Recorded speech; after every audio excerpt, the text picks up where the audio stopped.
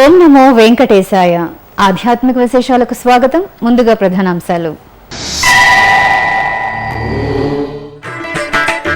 విశేష స్వర్ణాభరణాలతో స్వామి అమ్మవార్ల దివ్యానుగ్రహం.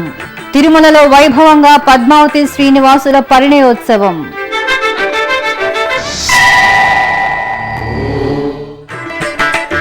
శ్రీనివాసం, విష్ణు నివాసం వసతి సముదాయాల్లో భద్రత కట్టుదిట్టం. సీసీ కెమెరాల ఏర్పాటుకు టీటీడీ ఈవో ఆదేశం.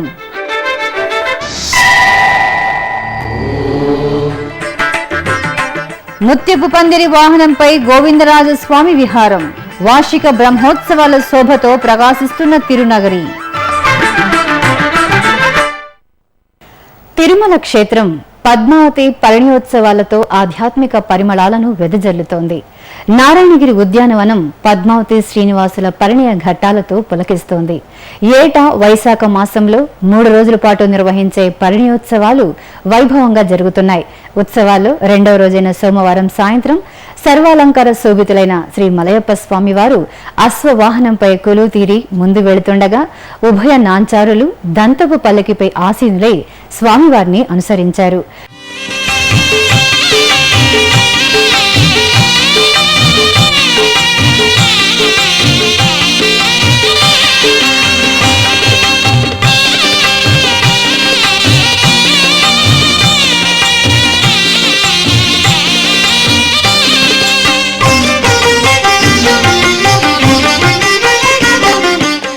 నారాయణగిరి ఉద్యానవనానికి చేరుకున్న స్వామి అమ్మవార్లకు వేద పండితులు ప్రత్యేక పూజలు జరిపి నక్షత్ర, కుంభ, కర్పూర హారతులు సమర్పించారు.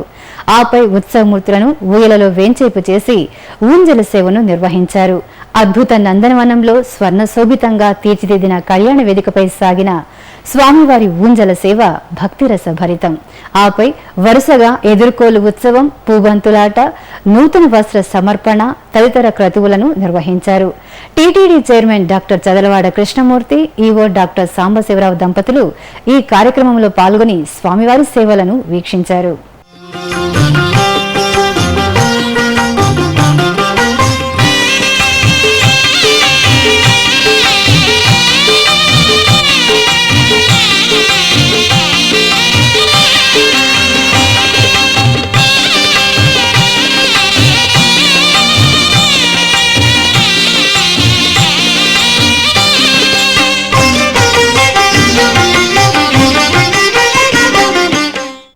ఓం నమో వెంకటేశాయ. శ్రీ పద్మావతి పరిణయోత్సవంలో 2వ రోజు ఇక్కడ మనం నారాయణగిరి ఉద్యానవనంలో చేసుకోవడం జరిగింది. ఈ సందర్భంగా వేదపారాయణము, అన్నమాచార్య సంకీర్తనలు చాలా అద్భుతంగా చేశారు. ఇక్కడ దానికి అర్చక స్వాముల్ని, కళాకారులను అందరినీ కూడా అభినందిస్తున్నాను. భక్తులందరూ కూడా 3వ రోజైన రేపు ఇక్కడ పద్మావతి పరిణయోత్సవాన్ని వీక్షించవలసిందిగాను, అదేవిధంగా మన ఎస్వీబీసీ ఛానల్లో కూడా రేపు కూడా లైవ్ ప్రోగ్రాం ఉంటుంది. వారందరూ కూడా ఈ కార్యక్రమాన్ని చూడగలరని, తద్వారా స్వామివారి కృపా కటాక్షాలకు పాత్రలవుతానని చెప్పి ఆశిస్తున్నాను. ఓం నమో వెంకటేశ్వర. శ్రీవారి దర్శనానికి తరలివచ్చే లక్షలాది మంది భక్తుల భద్రతను దృష్టిలో ఉంచుకుని తిరుపతిలోని శ్రీనివాసం, విష్ణు నివాసం వసతి సముదాయాల్లోని డార్మటీర్లో సీసీ కెమెరాలను ఏర్పాటు చేయాలని TTD EO doctor D Sambasivarao ఆదేశించారు. సోమవారం టీటీడీ పరిపాలనా భవనంలోని ఈవో ఛాంబర్లో సీనియర్ అధికారులతో ఆయన సమీక్ష నిర్వహించారు. ఈ సందర్భంగా ఈవో మాట్లాడుతూ ఎక్కువ మంది భక్తులు డార్మెటరీల్లోని లాకర్ సదుపాయాన్ని వినియోగించుకునేలా లాకర్లకు సరికొత్త తాళాలను ఏర్పాటు చేయాలని కోరారు. కృష్ణా పుష్కరాల్లో నమూనా ఆలయ ఏర్పాటుకు నవ్యాంధ్రప్రదేశ్ నూతన రాజధాని అమరావతిలో శ్రీవారి ఆలయ నిర్మాణానికి ప్రణాళికలు రూపొందించాలని ఇంజనీరింగ్ అధికారులను ఆదేశించారు. కృష్ణా పుష్కరాల సందర్భంగా ప్రత్యేకంగా పుస్తకాలను ఆవిష్కరించేందుకు ఏర్పాట్లు చేయాలని సూచించారు. టీటీడీ అనుబంధ ఆలయాల్లో ప్రతిరోజు వేద పారాయణం, దివ్య ప్రబంధ పారాయణం పఠించేలా చర్యలు తీసుకోవాలని పేర్కొన్నారు. విశాఖ జిల్లా ఉపమాక, చిత్తూరు జిల్లా కీలపట్లలోని ఆలయాల్లో జరుగుతున్న అభివృద్ధి పనులను జూలై మాసంలోగా పూర్తి చేయాలని అధికారులను ఆదేశించారు. ఆంధ్రప్రదేశ్లోని ప్రతి జిల్లాలో ఎక్కువ మంది భక్తులు సందర్శించే ఆలయాల్లో జిల్లాకు 1 చొప్పున పురాతన ఆలయాన్ని గుర్తించి వాటిని అభివృద్ధి చేయడానికి ప్రణాళికలు సిద్ధం చేయాలన్నారు. తిరుమలలో ఏర్పాటు చేసిన 14 ఉచిత బస్సులు భక్తుల అవసరాలకు తగ్గట్టుగా సేవలు అందిస్తున్నాయా లేదా అని పరిశీలించడానికి ఓ కమిటీని నియమించినట్లు తెలిపారు. టీటీడీకి అనుబంధంగా ఉన్న FM రేడియోలో తిరుమల సమాచారాన్ని ఎక్కువసార్లు శ్రోతలకు వినిపించేందుకు చర్యలు తీసుకోవాలని సంబంధిత అధికారులను ఆదేశించారు. టీటీడీ ముద్రించే డైరీలు, క్యాలెండర్లు, పుస్తకాలను సంబంధించిన ఫోటోలను అందంగా రూపొందించాలని ఆయన సూచించారు. ఆధ్యాత్మిక రాజధాని తిరుపతిలో శ్రీ గోవిందరాజ స్వామివారి వార్షిక బ్రహ్మోత్సవాలు ఘనంగా జరుగుతున్నాయి. ఉత్సవాల్లో భాగంగా సోమవారం రాత్రి స్వామివారు ముత్యపు పందిరి వాహనంపై ఆలయ మాడవీధుల్లో ఊరేగుతూ భక్తులకు దర్శనమిచ్చారు. మేళతాళాలు, మంగళ వాయిద్యాలకు భక్తుల గోవిందనామ స్మరణలు తోడవగా స్వామివారు ముత్యాల తోరణాలతో ముచ్చటగా ఏర్పాటు చేసిన పందిరిలో వేంచేసి తిరువీధి విహారం చేశారు. ముత్యపు పందిరి వాహన సేవలో స్వామివారిని దర్శించుకున్న భక్తులు తన్మయులయ్యారు.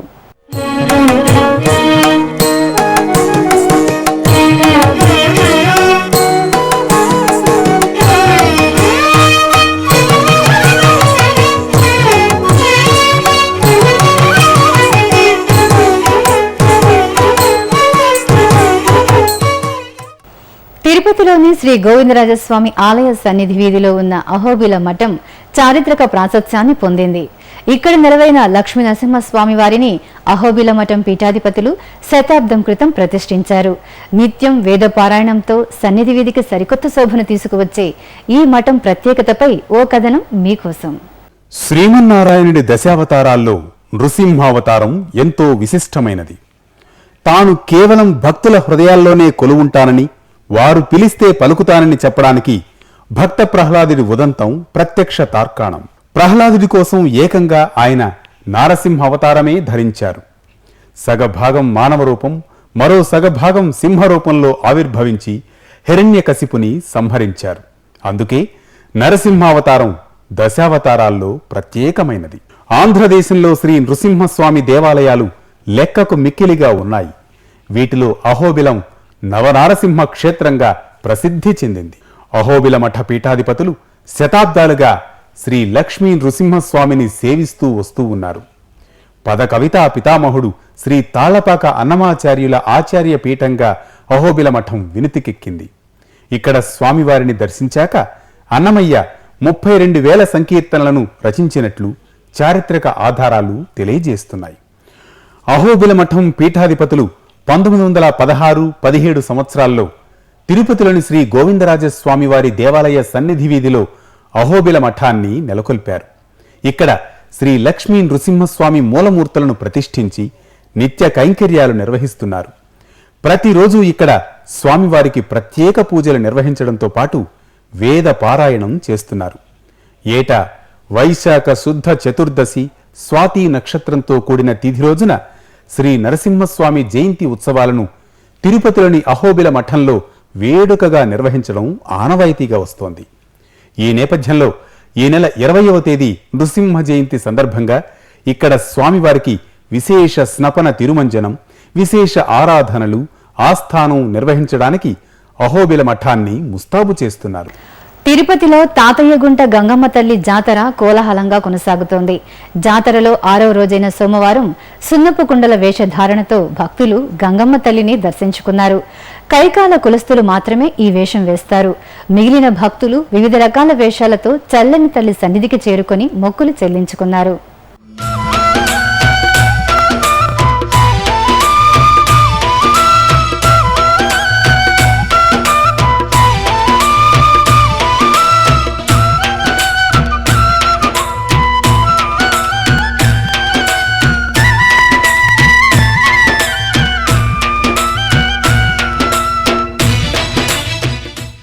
ఇప్పుడు ఒక చిన్న విరామం.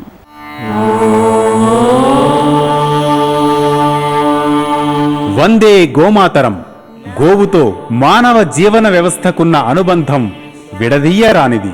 గోసంతతిని సంరక్షించాలన్న మహత్తర ఆశయంతో గోమాత విశిష్టతను తెలియజేస్తూ మన సనాతన సంప్రదాయ పరిరక్షణ ధ్యేయంగా తిరుమల తిరుపతి దేవస్థానం నెలకొల్పినదే శ్రీ వెంకటేశ్వర గో సంరక్షణ ట్రస్ట్. ఈ సత్సంకల్పానికి మీరు చేయూతనిచ్చే అవకాశం పొందండి.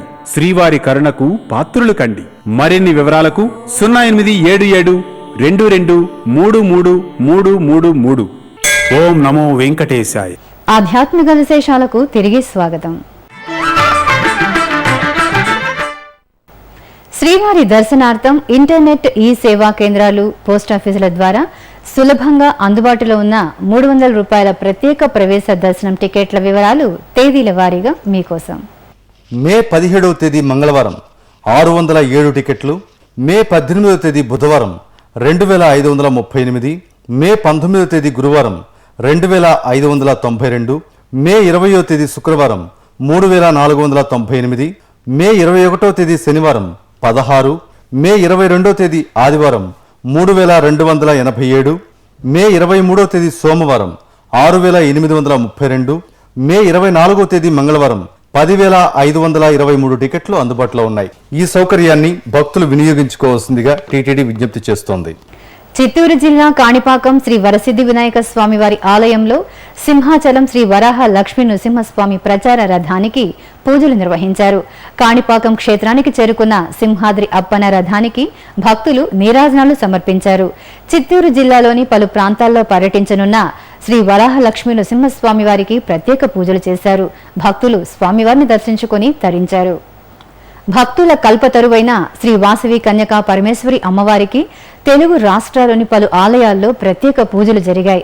అమ్మవారి జయంతిని పురస్కరించుకుని నిర్వహించిన విశేష పూజలు భక్తులకు పరవశాన్ని పంచిపెట్టాయి. ఆ విశేషాలివి. హైదరాబాద్లోని కొత్తపేటలో కొలువైన శ్రీ వాసవి కన్యకా పరమేశ్వరి ఆలయంలో అమ్మవారి జయంతి వేడుకలను నేత్ర పర్వంగా నిర్వహించారు. ఈ సందర్భంగా అమ్మవారికి ప్రత్యేక పూజలు చేశారు. విశేష పుష్పాలంకరణ చేసి అమ్మవారికి ధూపదీప నైవేద్యాలు సమర్పించారు. ఈ సందర్భంగా కన్యకా పరమేశ్వరి దేవికి 365 కిలోల వడిబియ్యం, 102 బంగారు నాణేలు, 102 నూతన వస్త్రాలను భక్తులు సమర్పించి అమ్మవారి దీవెనలు అందుకున్నారు. ఆపై సువాసినులు అమ్మవారి ముందు బారులు తీరి కుంకుమార్చన జరిపారు. కడపలోని శ్రీ వాసవి కన్యకా పరమేశ్వరి అమ్మవారి ఆలయంలో అమ్మవారి జయంతి ఉత్సవాన్ని కనుల పండుగగా నిర్వహించారు. ఈ సందర్భంగా కలశ శోభాయాత్ర పురవీధుల్లో వేడుకగా సాగింది. నగరంలోని శ్రీ రుక్మిణి పాండురంగ స్వామివారి ఆలయంలో కలశ ప్రతిష్ఠ, కలశ పూజలు నిర్వహించాక ఆ కలశాలను మహిళలు శిరస్సున ధరించి పురవీధుల్లో ఊరేగింపుగా వాసవి అమ్మవారి ఆలయానికి చేరుకున్నారు. తరువాత అర్చకులు కలశాల్లోని పరిమళ ద్రవ్యాలతో అమ్మవారికి అభిషేకం జరిపారు. నెల్లూరు స్టోన్ హౌస్ పేటలో కొలువైన శ్రీ కన్యకా పరమేశ్వరి అమ్మవారి ఆలయంలో పుష్పయాగం నయన మనోహరంగా జరిగింది. సుగంధ పుష్పాలతో అమ్మవారికి నిర్వహించిన పుష్పాభిషేకం సింహపురి వాసులను తన్మయులు చేసింది. మల్లెలు, గులాబీ, సంపెంగ, కస్తూరి తదితర పుష్పాలతో వేద పండితులు వేద మంత్రాలు పఠిస్తూ ఉండగా భక్తులు పరవశంతో వీక్షిస్తూ ఉండగా అమ్మవారికి పుష్పార్చన మనోహరంగా జరిపారు. ఆపై అమ్మవారికి ధూప దీపాలు సమర్పించి భక్తులకు పుష్పాలను ప్రసాదంగా అందించారు. అనంతపురంలో శ్రీ వాసవి మాత జయంతి ఉత్సవాలు కనుల పండుగగా జరిగాయి. పాతూరు, కొత్తూరులో నిలవైన శ్రీ వాసవి మాత ఆలయాల్ని ఈ సందర్భంగా చక్కగా అలంకరించారు. అమ్మవారిని బంగారు వర్ణ పట్టు వస్త్రాలతో వజ్ర ఖచిత స్వర్ణాభరణాలతో అలంకరించి పూజలు చేశారు.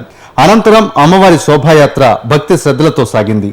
సువాసినులు కలశాలను శిరస్సుపై ధరించి వాసవి మాత శోభాయాత్రలో పాల్గొన్నారు. కళాకారుల కోలాట ప్రదర్శన శోభాయాత్రలో ప్రత్యేక ఆకర్షణగా నిలిచింది. కర్నూలు జిల్లా ఎమ్మిగనూరులోని శ్రీ కన్యకా పరమేశ్వరి అమ్మవారి ఆలయంలో వాసవి కన్యకా పరమేశ్వరి జయంతి వేడుకలు ఘనంగా జరిగాయి. ఉత్సవంలో భాగంగా అమ్మవారికి పంచామృతాలు, పరిమళ ద్రవ్యాలు, పవిత్ర జలాలతో అభిషేకం చేశారు. తరువాత అమ్మవారిని సర్వాంగ సుందరంగా అలంకరించి ధూపదీప నైవేద్యాలు సమర్పించారు. నవనారసింహ క్షేత్రాలలో ఒకటిగా అలరారుతున్న కరీంనగర్ ధర్మపురి శ్రీ లక్ష్మీ నృసింహస్వామి వారి ఆలయం నవరాత్రి ఉత్సవాల శోభతో ప్రకాశిస్తోంది. ఈ సందర్భంగా శ్రీ యోగానంద లక్ష్మీ నృసింహస్వామి, శ్రీ ఉగ్ర నృసింహస్వామి వారికి పరిమళ ద్రవ్యాలతో అభిషేకం నిర్వహించారు. ఆ తర్వాత ఆలయ ప్రాంగణంలో శ్రీ లక్ష్మీ నృసింహస్వామి హోమం జరిపి పూర్ణాహుతి సమర్పించారు. సహస్ర కలశాలకు పూజలు చేసి హారతులిచ్చారు. ఆపై స్వామివారికి సహస్ర కలశాల్లోని సుగంధ ద్రవ్యాలతో అభిషేకం చేసి వివిధ రకాల పూలమాలలతో సర్వాంగ శోభితంగా అలంకరించి ధూపదీప నైవేద్యాలను సమర్పించారు. హైదరాబాద్ పురాణ్పూర్లోని శ్రీ పంచముఖ వీరబ్రహ్మేంద్ర స్వామివారి ఆలయంలో స్వామివారి కళ్యాణోత్సవం కన్నుల పండుగగా నిర్వహించారు. ఆలయంలో జరుగుతున్న వీరబ్రహ్మేంద్ర స్వామి 320వ ఆరాధనోత్సవాల్లో భాగంగా ఈ కళ్యాణాన్ని జరిపారు. మేళతాళాలు మంగళవాద్యాల మధ్య జరిగిన స్వామివారి కళ్యాణాన్ని భక్తులు వీక్షించి తరించారు. అనంతరం వీరబ్రహ్మేంద్ర స్వామివారి చిత్రపటాన్ని పురవీధుల్లో ఊరేగించారు. శ్రీకాకుళం జిల్లాలో భక్తుల ఇష్టదైవంగా వెలుగొందుతున్న శ్రీ నీలమణి దుర్గమ్మ తల్లి ఉత్సవాలు ఘనంగా ముగిశాయి. 9 రోజుల పాటు నయన మనోహరంగా జరిగిన ఉత్సవాల్లో భాగంగా అమ్మవారికి ప్రత్యేక పూజలు కన్నుల పండుగగా నిర్వహించారు. విశేష అలంకారాల్లో దర్శనమిచ్చిన నీలమణి దుర్గమ్మకు భక్తులు పసుపు, కుంకుమ, ఒడిబియ్యం సమర్పించి మొక్కులు తీర్చుకున్నారు.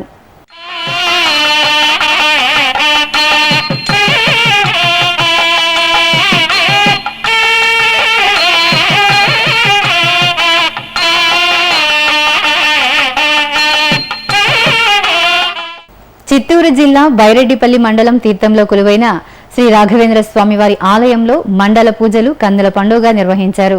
ఈ సందర్భంగా స్వామివారి మూల బృందావనానికి ఆంజనేయ స్వామి సహిత సీతారాములకు విశేష పరిమళ ద్రవ్యాలతో అభిషేకాన్ని నిర్వహించారు. ఆపై చక్కగా అలంకరించి ధూపదీప నైవేద్యాలను సమర్పించారు.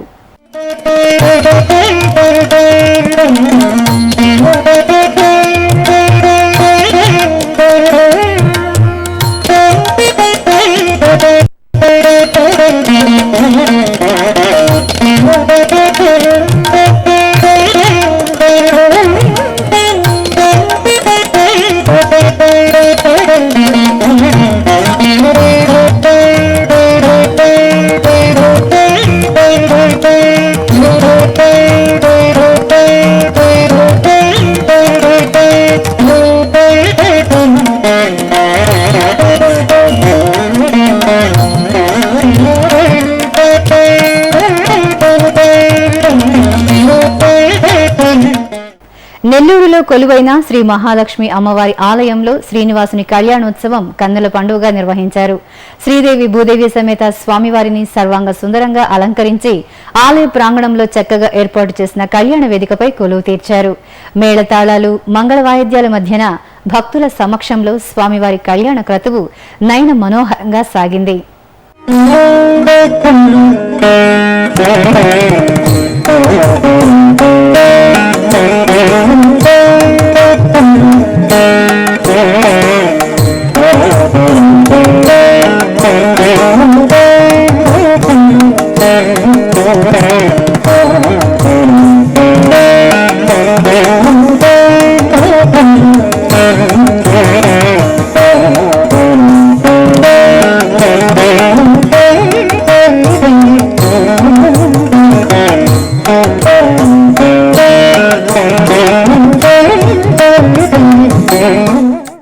ఇప్పుడొక చిన్న విరామం.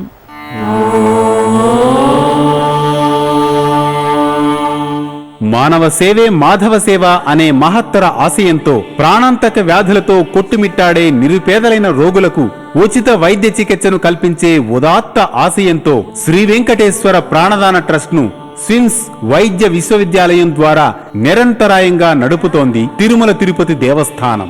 ఈ బృహత్తర కార్యక్రమానికి మీరు చేయూతనివ్వండి, శ్రీనివాసుని కటాక్షం పొందండి.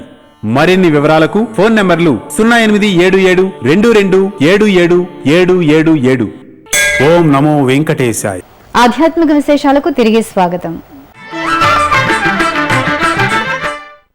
ఇక తమిళనాడు రాష్ట్రం చెన్నై మహానగరంలోని తిరుమల తిరుపతి దేవస్థానం సమాచార కేంద్రంలో శ్రీ పద్మావతి పరిణయోత్సవం కన్నుల పండుగగా నిర్వహించారు. ఈ సందర్భంగా స్వామి అమ్మవార్లకు ప్రత్యేక పూజలు నిర్వహించారు. వివిధ వర్ణాల పూలమాలలతో శోభాయమానంగా అలంకరించి ధూపదీప నైవేద్యాలను సమర్పించారు. భక్తులు పద్మావతి దేవి పరిణయోత్సవంలో పాల్గొని పునీతులయ్యారు.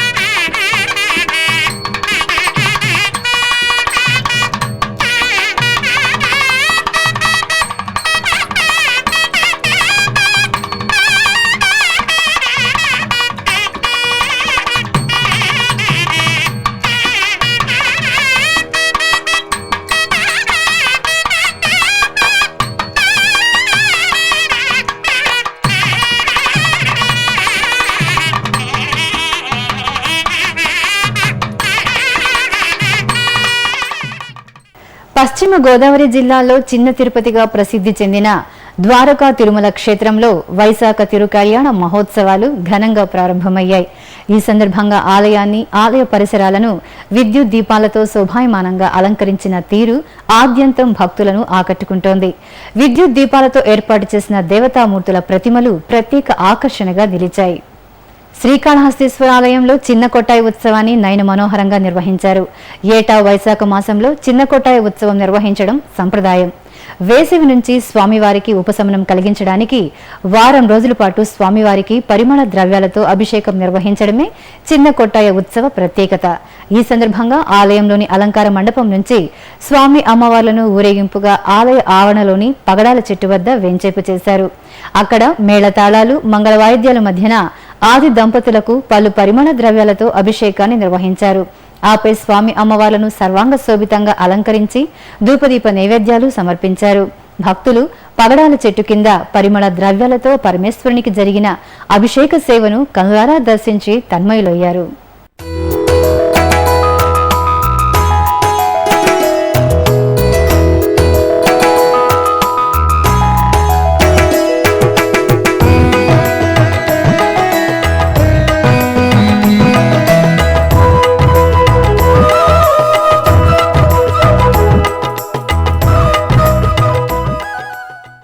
నల్గొండ జిల్లా పానగొల్లులో కొలువైన శ్రీ వెంకటేశ్వర స్వామి వారి బ్రహ్మోత్సవాలు ధ్వజారోహణంతో ప్రారంభమయ్యాయి.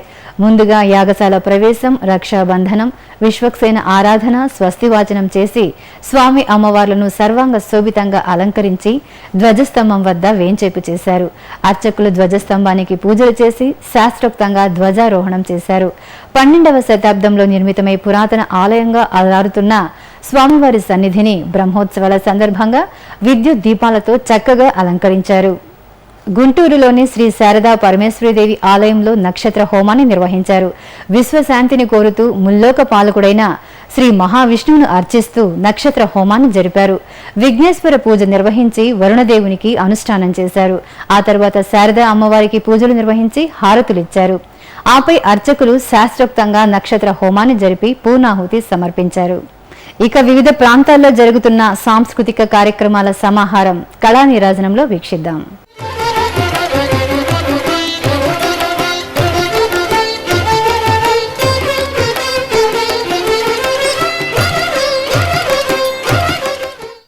భాగ్యనగరం శిల్పారామంలో నిర్వహించిన కూచిపూడి నృత్య ప్రదర్శన ఆకట్టుకుంది.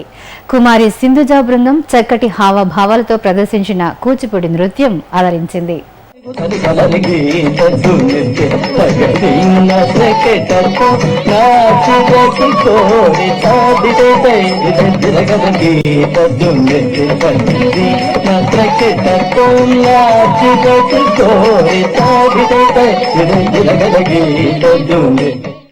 తిరుమలలో శ్రీవారి దర్శనం, గదుల ఖాళీలు, వాతావరణం తదితర విశేషాలను ఇప్పుడు తిరుమల సమాచారంలో తెలుసుకుందాం. ఇప్పటి వరకు 77,000 మంది భక్తులు శ్రీవారి దర్శనం చేసుకున్నారు. 20 కంపార్ట్మెంట్లలో భక్తులు శ్రీవారి దర్శనం కోసం వేచి ఉన్నారు. సర్వదర్శనానికి 6 గంటలు, దివ్య దర్శనానికి 3 గంటల సమయం పడుతోంది. తిరుమలలో 50 గదులు ఖాళీగా ఉన్నాయి.